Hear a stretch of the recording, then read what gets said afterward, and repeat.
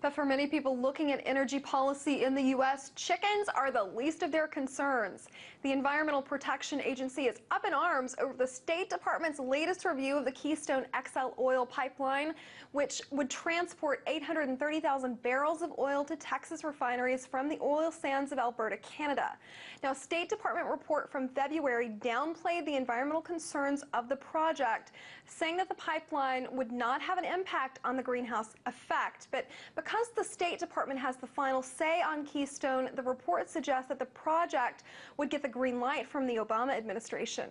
However, the EPA calls this report insufficient. Now, the Environmental Agency recommended that the State Department take a closer look at the effect of the greenhouse gas emissions from the extraction of the tar sands before continuing with the Keystone project. For more on this, I'm joined by Jamie Henn, Communications Director at 350.org. Jamie, tell me more about this EPA statement. Well, good to be with you. You know, this EPA statement is a big black eye for the State Department and a big blow to the Keystone XL pipeline. The EPA basically reaffirmed what environmental groups and scientists have been saying for a long time, that this pipeline is dangerous because it's guaranteed to spill over some of America's richest farmland and most important fresh water, that it will cause massive amounts of pollution in refinery communities, which are already bearing the brunt of the fossil fuel industry's dirty energy, and third, that it will have a big impact on our climate. The State Department's been trying to argue that it doesn't matter whether or not we build this pipeline, that tar sands will be developed anyways. The EPA went back and said, look, that isn't true. This pipeline is a critical piece of infrastructure, and if it's built, it will have a big negative impact on our climate. I see, Jamie. So you mentioned water. What impact could this crude have on the waterways? You know, how is it going to affect this valuable asset and others as it travels down?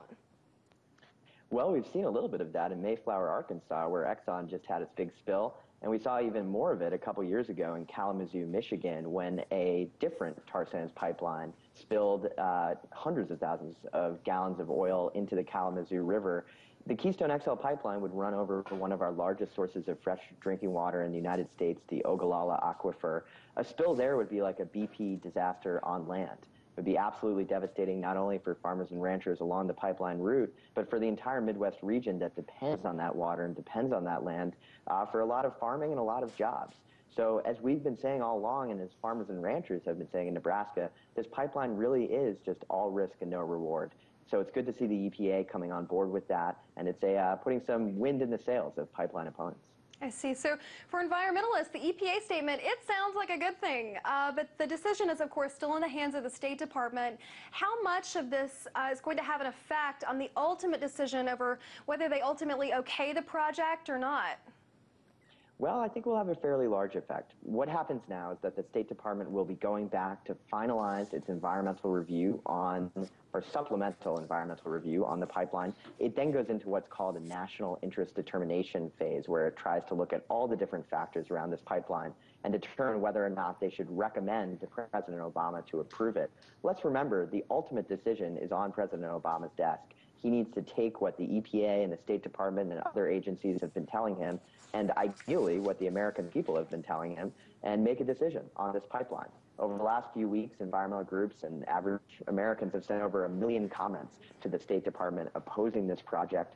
Now it's up to President Obama to choose whether or not he's going to side with big oil and with the companies pushing this dirty project, or with the American people, who I think have made it pretty clear that they don't want this pipeline to be built. I see. So, Jamie, there's certainly been a debate in this country over whether this pipeline is going to have a positive or a negative impact on both the local economies and the national economy.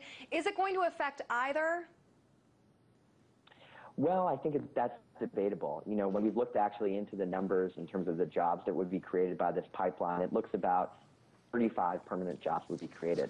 You know, that's something that would be good in some ways, but the risk from the project is so much larger than that, both in terms of what it could do if the pipeline ruptures, like what we saw in Mayflower, Arkansas, or just what the impact of climate change that this pipeline would worsen, continue to have in the American economy. So I think there's a pretty clear case to be made that despite the few jobs this pipeline would create, we have so much more potential to move towards clean energy and create more jobs in renewable energies. So Keystone's I'll take down all the risk pipeline poses. So Keystone's creation, the argument was for domestic oil prices going down. Could we see domestic oil prices, in fact, rise even with Keystone's creation? Is that a possibility? Yeah, that's exactly right. The interesting thing about Keystone is it's mostly for export. That's why they're so desperate to get this oil down to the Gulf of Mexico so they can sell it overseas. What that will do is drive up the price of oil all along the pipeline route, including in the Midwest, where a lot of oil is refined. So you're exactly right. People in the Midwest could actually see their gas prices go up if Keystone was built rather than go down. So this argument that it's good for gas prices or good for energy security is completely bogus. It's good for neither. So is Keystone really going to impact our dependence on foreign oil, do you think?